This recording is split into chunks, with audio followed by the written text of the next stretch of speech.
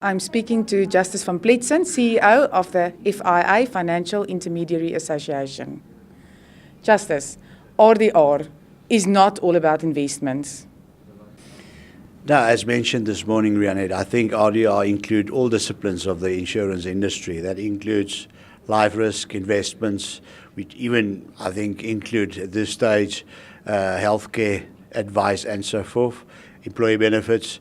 So I think it's a revisit to a stock take exercise where we need to go back and see what do we as intermediaries do, what are we supposed to do, and how should we remunerate it for that. And I think all the different pieces of legislation and regulation at this stage, also the long-term and short-term insurance acts, are not actually aligned with activity out there. And so the remuneration structures are also not aligned.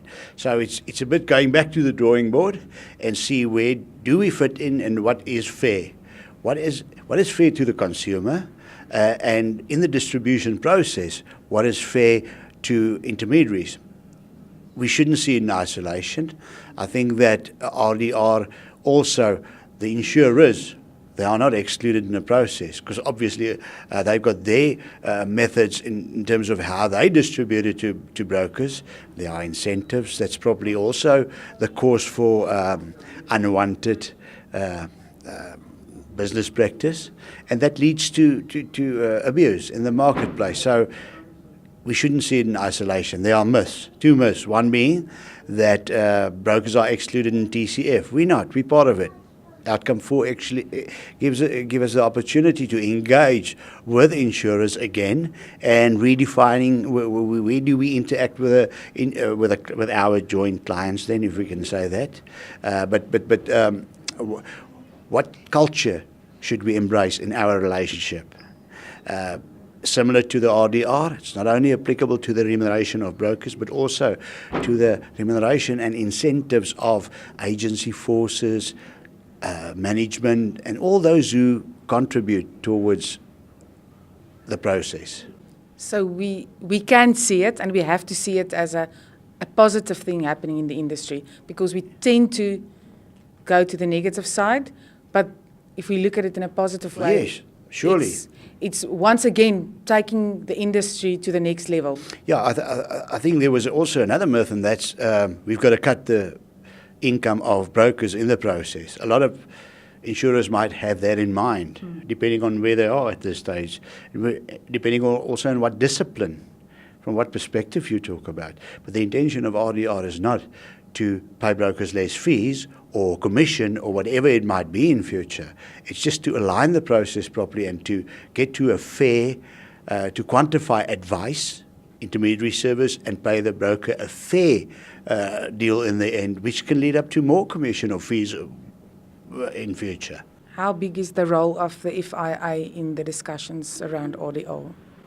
We as FIA, obviously, our members, we represent multinationals, international, the Aons, the Marshes, the JLTs, Willis's. We also represent the bank brokerages, all the large banks, medium-sized brokers, small brokers. And yes, they might have different needs, but in general, I think from a remuneration point of view, it will be much of a muchness. So we've got to ensure that we actually do bat for all of them and all their needs. We played an important role. It's important for the regulator to understand the role of the intermediary in all different disciplines of the industry and the value the intermediary add in the process. So we've got to justify what we do is in fact 100% spot on. We do add value, and as advice is needed. Obviously, we've got to separate the different disciplines in the industry. We shouldn't churn in the long term, which is an issue. It's a different issue in the short-term game. It's not churning. That's more commercial practice. I move. There's no other reasons other than the client decide with whom he wants to deal. So there's no reason to say there is churn because you get a front commission again and all those kind of issues. So those are issues that we need to share, and the regulator ultimately will make the calls, whether it be the Treasury or FSB, need to be informed 100% before they can make an informed decision. And that's where your role comes in. That's where our role comes in. We engage with the regulator. We are happy that the regulator hasn't pushed RDR.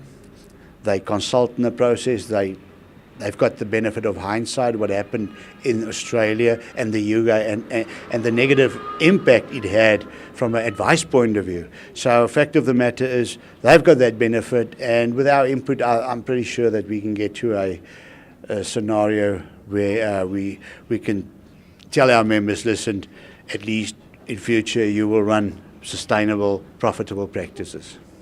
Something totally different. What do you think about the insurance apprentice? Absolutely wonderful. It's good to see young blood, at least an attempt to promote the industry. Very interesting concept. Overdue maybe as well. And I think with the initiatives we have in the industry, which takes time, it takes a lot of time, but I think we got to a point with the Human Capital Development Initiative.